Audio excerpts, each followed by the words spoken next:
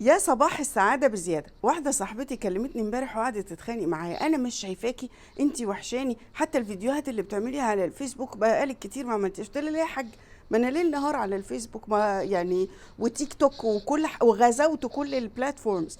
فقالت لي لا يا حبيبتي، انت على الفيسبوك بتعملي خناقات، انت فاكره نفسك في المحكمه. خناقات القانون دي روحي اعمليها في المحاكم، انما احنا عايزين نهاد بقى الرايقه اللي لابسه عبايه وقاعده بتشرب شاي بلبن وبتكلمنا عن حياتنا كده. احنا العيله الكبيره بتاعتك، احنا مش شايفينك انت عامله زي ماما اللي في المحكمه، انما احنا عايزين نهاد كده يا ماما بتاعتنا اللي في البيت.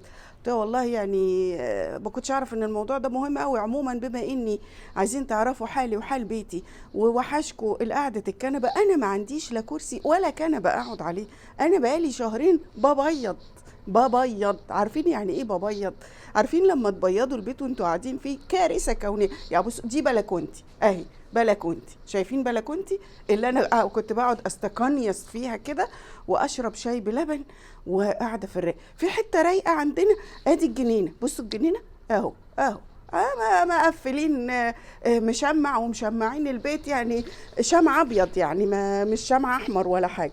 عموما انا اوعدكم ان انا الاقي كرسي اقعد عليه وادور على العبايات الحلوه اللذيذه دي من تحت الانقاض، واكرش المهندس وكل اللي بيشتغلوا معاه رغم انهم ناس مهذبه جدا وبيشتغلوا بسرعه. وانا بقى قعد المهندس يقول لي ايه وانتي في الساحل، نبيض وانتي في الساحل. فقلت لهم ايه، لا انا ما بقاش قاعده وسايبه بيتي حد يقعد على ما كان يقعد على صالون.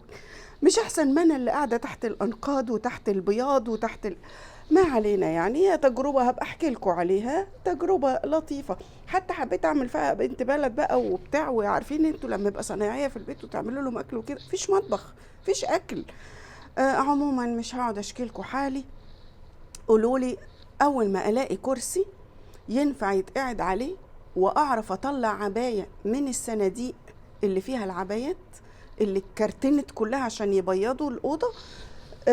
قولوا لي ايه المواضيع اللي انتوا عايزيننا نتكلم فيها، ونرجع تاني نقعد قاعده رايقه على الكرسي بتاعنا بعبايتنا بالشاي بلبن وبالقهوه ام لبن. عشان اللي ما بيحبوش الشاي بلبن بيزعلوا، على فكره انا بشرب الشاي بلبن الصبح مره واخر النهار مره، انما القهوه دي عرض مستمر دائم على فكره. بس عشان اصحاب القهوه بيزعلوا بيقولوا لي انت تشربي قهوه كتير ومع ذلك ما بتقوليش. هقول، قولوا لي انتوا عايزيننا نتكلم في ايه، وصباحكم زي الفل.